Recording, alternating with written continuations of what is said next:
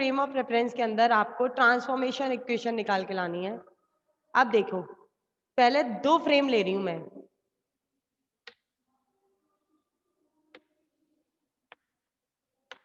ये frame of reference है, सबने अच्छे से पढ़ लिया। ये फ्रेम ऑफ रेफरेंस है जिसके कोऑर्डिनेट है एक्स वाई जेड।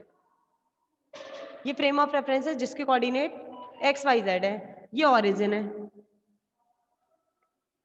और एक और frame of reference, 2 frame of reference लेके चल रही हूँ। एक तो है आपका एक्स वाई जेड, 2 इसलिए ले रही हूँ क्योंकि ट्रांसफॉर्म करना है। ट्रांसफॉर्मेशन मतलब होता है एक फ्रेम ऑफ रेफरेंस को दूसरे फ्रेम ऑफ रेफरेंस में ट्रांसफॉर्म करना, चेंज करना। अगर ट्रांसफॉर्म करना है तो खाली एक से तो आप ट्रांसफॉर्म कर नहीं सकते, आपको कम से कम कितने फ्रेम ऑफ रेफरेंस चाहिए? 2। ट्रांसफॉर्मेशन मतलब होता है एक को दूसरे में कन्वर्ट करना, दूसरे को पहले में कन्वर्ट करना। तो आपको जब ट्रांसफॉर्मेशन इक्वेशन निकालनी है तो कम से कम नहीं तो 2 तो फ्रेम ऑफ रेफरेंस चाहिए ही चाहिए, क्योंकि खाली एक से आप ट्रांसफॉर्म किस में करके ले जाएंगे। इसलिए मिनिमम आपको 2 फ्रेम ऑफ रेफरेंस लेके चलने पड़ते हैं ट्रांसफॉर्मेशन की कंडीशन में। अब मुझे ट्रांसफॉर्मेशन इक्वेशन निकालनी है non inertial frame of reference की। मतलब मैं जो फ्रेम लेके चल रही हूँ, फ्रेम ऑफ रेफरेंस लेके चल रही हूँ, वो नॉन इनर्शियल है, जिसमें फोर्स अप्लाई नहीं करने पर ये आपके फ्रेम एस्केलेट होते हुए दिखाई दे रहे हैं। आप बिना फोर्स लगाए इसमें एस्केलेशन देख सकते हैं। ये ऐसे फ्रेम ऑफ रेफरेंस लेके चल रहे हैं और इसके अंदर निकाल के ला रहे हैं हम ट्रांसफॉर्मेशन इक्वेशन। ट्रांसफॉर्मेशन इक्वेशन कम से कम 2 के लिए निकाली जाती है, तो आप 2 इसके फ्रेम ऑफ रेफरेंस लेके चल रहे हैं। पहला फ्रेम ऑफ रेफरेंस ये ले लिया, अब मैं दूसरा फ्रेम ऑफ रेफरेंस ले रही हूँ।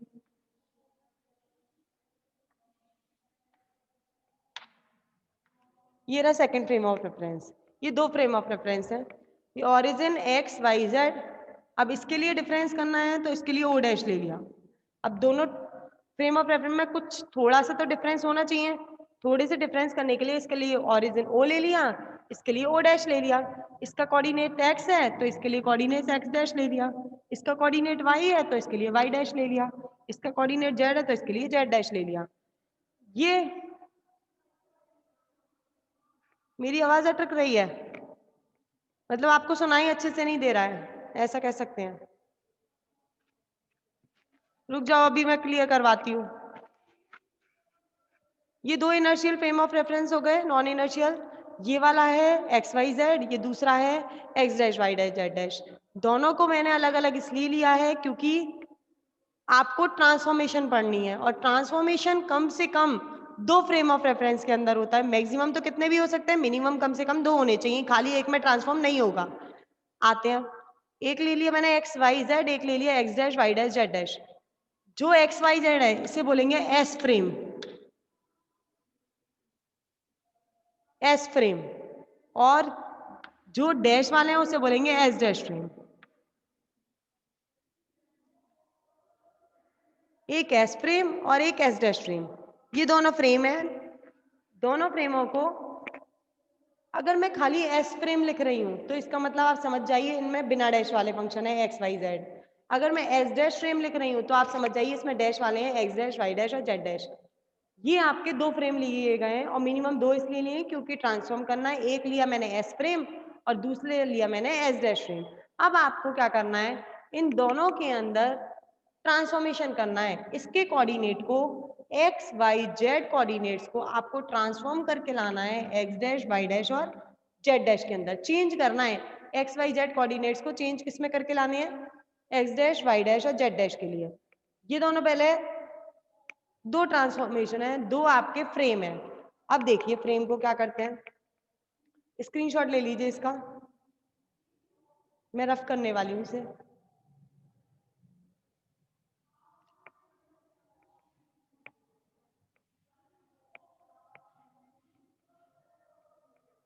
अब देखो,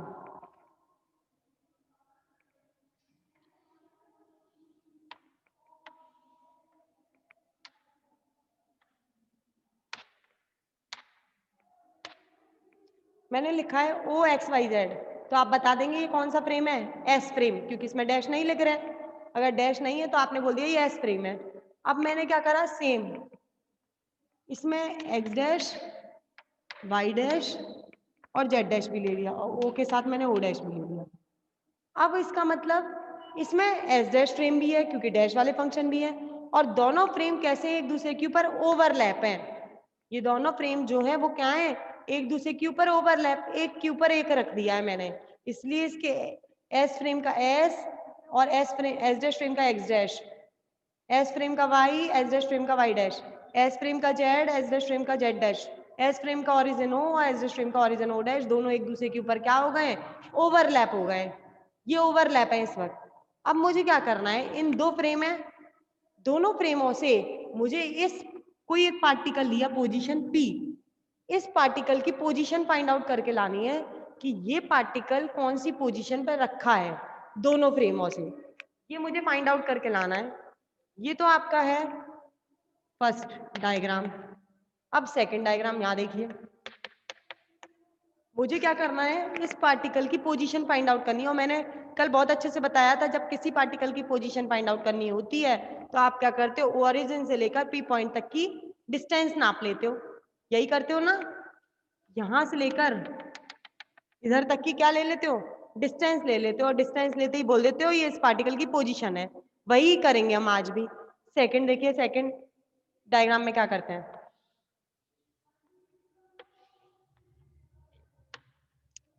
एक्स वाई जेड, ऑरिजिन हो, ये आपका यही वाला फ्रेम है, लेकिन मैंने कभी अभी केवल एस फ्रेम बनाया है। अब मैं क्या करती हूँ, अब दूसरा इसी के ऊपर ओवरलैप कौन सा फ्रेम है, एस डैश फ्रेम है। मैं क्या करती हूँ, इस फ्रेम को ऑरिजिन से पकड़ लेती हूँ, इस फ्रेम को, ये दो फ्रेम है इनमें से एस फ्रेम वाला पकड़ लिया और जो दूसरा फ्रेम है उसको घुमा दिया। समझ में आया, क्या किया, दोनों फ्रेम ओवरलैप थे, ओवरलैप में से मैंने यहां से इनका जो ओरिजिन पॉइंट था, यहां से मैंने एस फ्रेम वाले को तो पकड़ लिया, इसको तो घूमने नहीं दिया, और जो दूसरा फ्रेम था एस डैश वाला पकड़ के, वो मैंने ऐसे पकड़ा और उसको ऐसे घुमा दिया, क्योंकि मुझे दोनों फ्रेमों में कुछ ना कुछ डिफरेंस तो करना ही है, नहीं तो दोनों ओवरलैप है तो पता कैसे चलेगी कौन सा एस है कौन सा एस डैश है। इसलिए एक फ्रेम को तो ओरिजिन से पकड़ लेते हैं और दूसरे फ्रेम को रोटेट कर देते हैं, हल्का सा रोटेट करते हैं। हल्का सा रोटेट करने पर जो इस फ्रेम की तो एक्स यहीं रहेगी एस फ्रेम की, और एस डैश फ्रेम की एक्स डैश रोटेट हो जाती है और वो पहुंच जाती है इधर, ये इधर पहुंच गई। मैंने यहां से क्या करा, एस फ्रेम को पकड़ा रखा, एस फ्रेम रोटेट नहीं किया है, रोटेट कौन सा किया है, दूसरा वाला एस डैश फ्रेम, रोटेट करने पर उसकी एक्स एक्सिस यहाँ पहुंच गई। अगर ये यहाँ पहुंची है तो वाई भी अपनी जगह से रोटेट हो जाएगी, वाई अपनी जगह से रोटेट हो गई यहाँ पहुंच गई, और जेड वाली भी अपनी जगह से रोटेट हो जाएगी और जेड वाली रोटेट होके यहाँ पहुंच गई। तो ये जो निकले ऑरिजिन तो वही रहेगा, ऑरिजिन तो कोई नहीं हुआ है, ऑरिजिन तो दोनों एक दूसरे पे अब भी ओवरलैप है, ऑरिजिन पे फर्क नहीं पड़ेगा। एक्स डैश अपनी जगह से रोटेट हो गए यहाँ, वाई डैश यहाँ और जेड डैश यहाँ। जब आप एक फ्रेम को तो पकड़ रखा, कौन से फ्रेम को पकड़ा है हमने, एस फ्रेम को, और रोटेट कौन से फ्रेम को किया है, एस डैश फ्रेम को। अगर रोटेट कराया है तो तीनों इसकी जो एक्सिस है वो रोटेट हो गई, x dash y dash z dash तीनों अपनी जगह से रोटेट है, दिख रहा है आपको डायग्राम के अंदर, सेकंड वाले फिगर के अंदर। इस फिगर फर्स्ट में तो ओवरलैप थी, फिगर सेकंड में आपने आके क्या किया, एक फ्रेम को तो कांस्टेंट रखा, वहीं रखा रहने दिया, और दूसरे फ्रेम को रोटेट कर दिया, जिससे कोई ना कोई डिफरेंस पता चल जाए।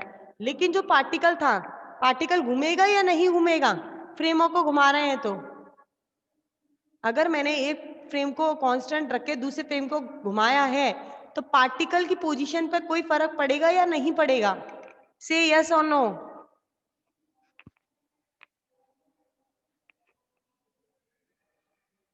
नहीं यार, जवाब भी नहीं आ रहे। पार्टिकल की पोजीशन पे फर्क पड़ता है नहीं पड़ता है, नहीं पड़ेगा, गुड। पार्टिकल यहाँ रखा है, पार्टिकल की पोजीशन पे फर्क नहीं पड़ेगा, पार्टिकल जहां है वहीं क्या वहीं रहेगा। तो मतलब पार्टिकल की डिस्टेंस फ्रेम एस से, ये वाला फ्रेम है आपका एस फ्रेम, और ये वाला फ्रेम है आपका एस डैश फ्रेम। पार्टिकल की पोजीशन मैं निकाल रही हूं पहले एस फ्रेम से, अगर एस फ्रेम से इसकी पोजीशन फाइंड आउट कर रही हूं तो डिस्टेंस कितनी लेते हो, कर ली थी आपने position vector, r vector. R vector किसकी पोजीशन है, पार्टिकल पी की पोजीशन, और कौन से फ्रेम ऑफ रेफरेंस के रेस्पेक्ट में, एस फ्रेम के रेस्पेक्ट में पार्टिकल पी की पोजीशन कितनी है, आर। अब मैं एस डैश फ्रेम के लिए निकाल रही हूँ पार्टिकल पी की पोजीशन।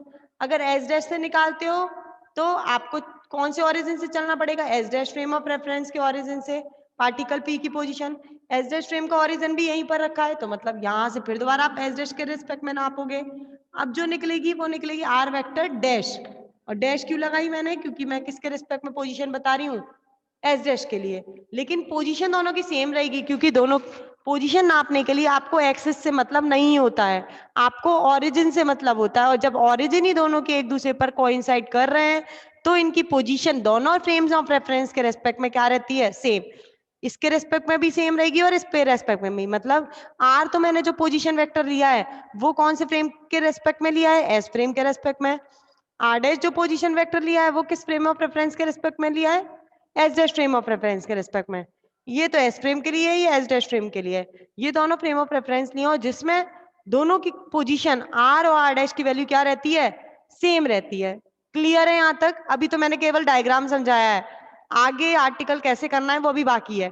यहाँ तक क्लियर है कि क्या किया है दोनों फिगर्स में? एक में ओवरलैप रखे हैं, एक को कांस्टेंट रख के दूसरे को रोटेट कर दिया है। रोटेट करने से पार्टिकल पी की पोजीशन पर कोई फर्क नहीं पड़ता है, दोनों फ्रेम के रेस्पेक्ट में पार्टिकल पी की पोजीशन सेम रहती है। मैंने आर जो लिखा है, मैंने आर वेक्टर जो लिखा है वो तो एस फ्रेम के रेस्पेक्ट में लिखा है। आर वेक्टर डैश जो लिखा है वो एस डैश फ्रेम के रेस्पेक्ट में लिखा है।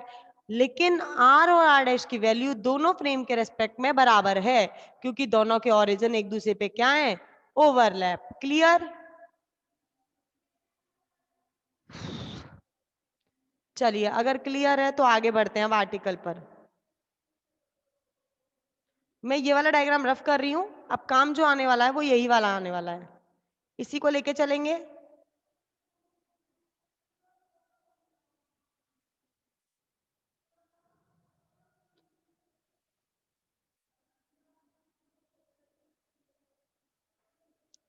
अब देखिए, पहले मैं एस फ्रेम के रेस्पेक्ट में निकाल रही हूँ पोजीशन वेक्टर।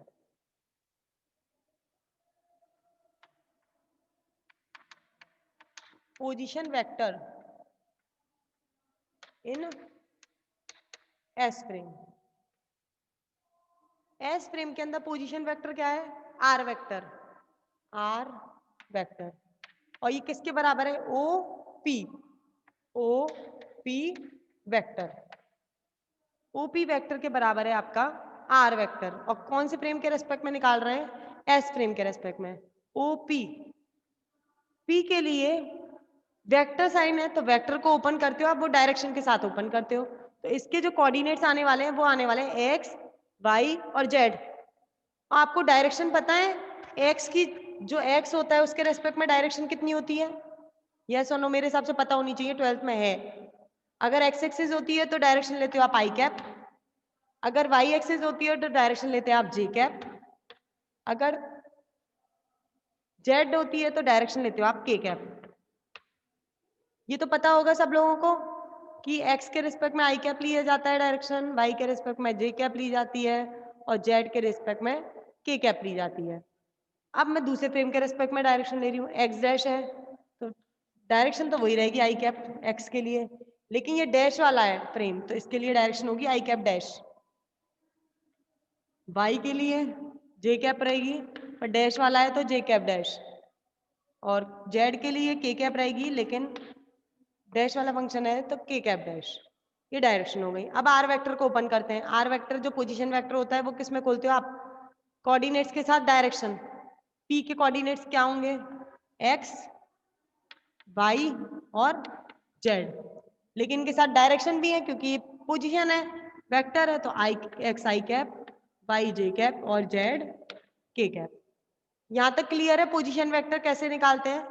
पोजीशन तो निकालनी आती होगी, आपने 11th 12th में पढ़ी है। जो पोजीशन वेक्टर होता है उसे बोलते हैं हम एक्स आई कैप, वाई जे कैप, जेड के कैप। जेड के कैप इसलिए लिखा है क्योंकि ये थ्री थ्री कोऑर्डिनेट्स का है। अगर ये 2 का होता तो एक्स आई कैप, वाई जे कैप। यहां तक क्लियर है सबको? Position vector in S frame कैसे फाइंड आउट की जाती है पोजीशन? अब मैं position vector in S dash frame निकाल रही हूँ।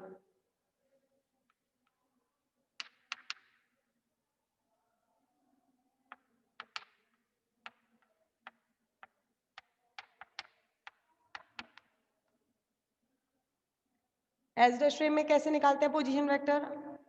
कितनी है? R vector dash. अब डैश में तो डैश लेके चलेंगे। इसके लिए ओपी थी, इसके लिए क्या है? O dash P vector sign. O dash P को कैसे खोलेंगे? पोजीशन क्या है? X dash, y dash, z dash. और इनके लिए डायरेक्शन, डायरेक्शन क्या है? I cap dash, j cap dash, k cap dash. ये इक्वेशन सेकंड है और ये इक्वेशन फर्स्ट है। यहाँ तक क्लियर है सबको? दोनों की पोजीशन वेक्टर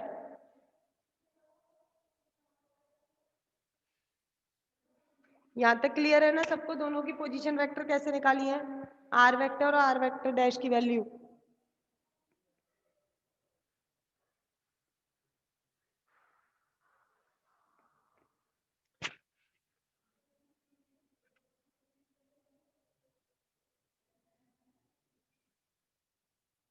चलिए अब निकालना है आपको इस पोजीशन वेक्टर के लिए।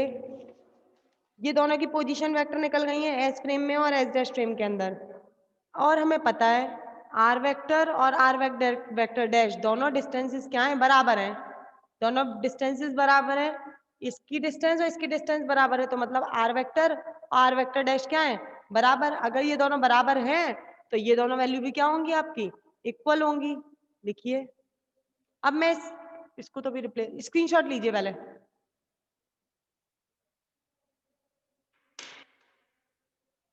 स्क्रीनशॉट ले लीजिए। चलो आज की क्लास हो गई है कंप्लीट। इसके बाद अपन लोग क्लास कर लेंगे और इसी के आगे मैं चालू करूंगी। फर्स्ट और सेकंड इक्वेशन तक यहीं तक है। इसके बाद जो आर्टिकल होगा इसके बाद स्टार्ट करूंगी मैं आगे चल के। ठीक है? ओके।